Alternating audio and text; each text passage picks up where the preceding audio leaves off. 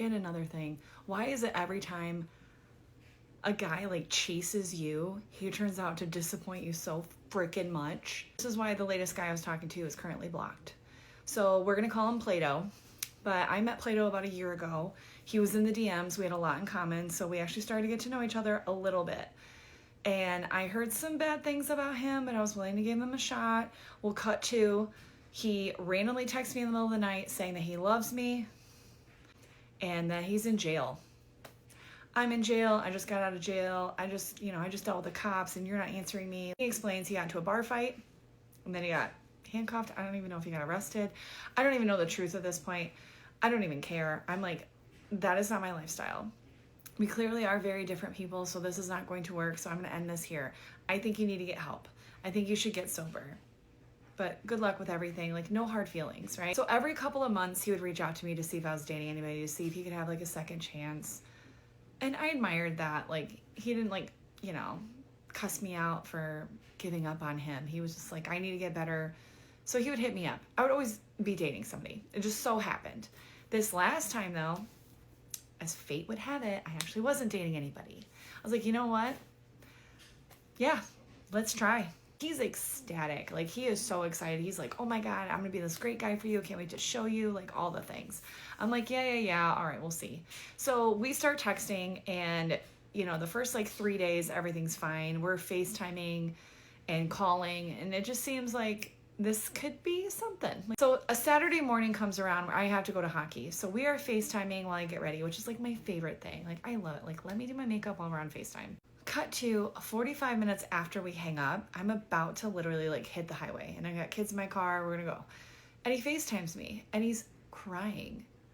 And I'm like, oh my God, what is happening? What is wrong? I'm thinking someone died. Well, he's not telling me. I get to the rink, I call him, and this man acts like that didn't happen. Got his best friend in the background, Rick. Shout out to Rick, who's like, oh my God, Plato really likes you. Plato really cares about you. He's such a good guy. I'm like, okay, can you tell him not to be a fucking liar? My kid's game's about to start, so I'm in the hockey rink, and he's texting me, sorry about that, send me videos, tell me how it goes. I'm like, yeah, no problem, it's fine, I'll do that. Then he says, okay, don't make me feel like I'm not important. Okay, well, whatever, have a good weekend. Like, talking to me like that, I'm like, what's going on? Like, what is happening here? He then starts to aggressively text me, bringing up my ex-boyfriend. He's like, have fun with your piece of shit ex-boyfriend. I know if he texts you, you're gonna go running back to him. I know you're still in love with him, which, like, fair. But I was like, where's this coming from? To the point where I had to tell him, stop texting me. You need to shut up. Like, I am in the middle of my kid's hockey game, and this is what you want to discuss right now? I was livid. I'm in the car, I'm on my way home, I give him a call, comes out that he has been drinking. Mind you, the first thing I said when he hit me up this second time was, have you been sober? And he said yes. He had been sober since December. So it was about like 3 months. And that even in December, it was only like a couple drinks. It wasn't bad. It was like, I had a couple beers. It wasn't a big deal. I'm like, okay, you're actively working on your sobriety. So to find out he had been drinking that morning was nuts, right? Like, what? And he says, I had a couple twisted teas. I had a little bit of this. I had a little of that. I went to my friend's house. I'm so sorry. I'm like, well, I feel like you lied to me. We'll talk about this tomorrow. Like, I need a night to think about it. I'm literally crying on my way home. He was being so mean. I can only imagine how he would be if we were actually together. We had actually started dating, and he had real things to throw at me, okay? Because he was weaponizing the information he had. It will only get worse from here. So the next day I talked to him. He was sober. We talked about him being sober, and I basically said, we can't date. Like, there's no way. I'm not going to date with you. We're not doing this, but you could still, text me a little bit here and there. And so of course he does. And we talk Monday, and it was okay. Tuesday was all right. Wednesday he was being a little weird, like texting me at night a little later than normal and kind of saying things again, like, I'm going to be better and I can't wait to show you. And like, I could be so good for you. Just give me a shot. Like, don't give up on me. He also told me, this is crazy. He told me he started drinking again. Right after we started talking, he started drinking again because he realized that I was too good for him. He was never going to be good enough for me. And it made him so insecure that he drank to kind of like calm his thoughts. What? cut to Thursday where I'm literally doing a commercial with my friend and he's calling me and I'm like, what? Like, I'm trying not to be mean, but I'm like, you know, I'm doing this, that I'm helping her out. You can't be calling me. And he's like, I just want to hear your voice. I'm like, oh, I'm sorry. I'll call you when I get home. So I call him when I get home and he is a little off, you know, sounding. Maybe he was really tired. I don't know. It was fine.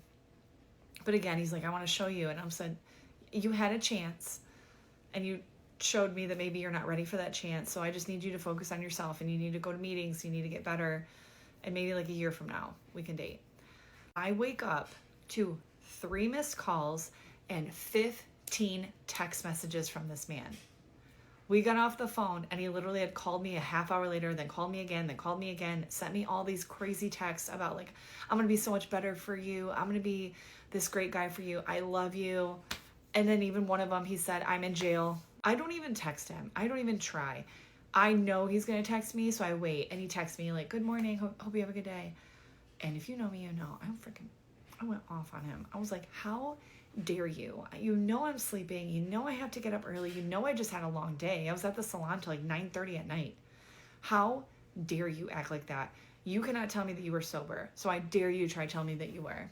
And of course he was like, okay, I might have taken like some edibles and they weren't sitting right with me. What? I'm like, I thought we were good.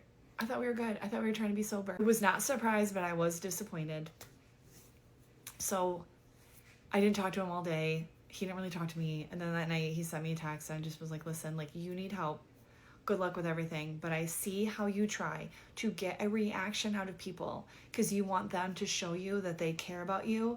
But you do these toxic things to get that reaction, to get that validation. And I don't like that. Anyways, that's why he's currently blocked. I hope he gets that help. But to blame me for his alcohol relapse was insane. Because again, I haven't even met this man. We literally just started like texting and talking on the phone. And already he was like, I can't do this sober. Like, get out of here. But anyways, so yeah.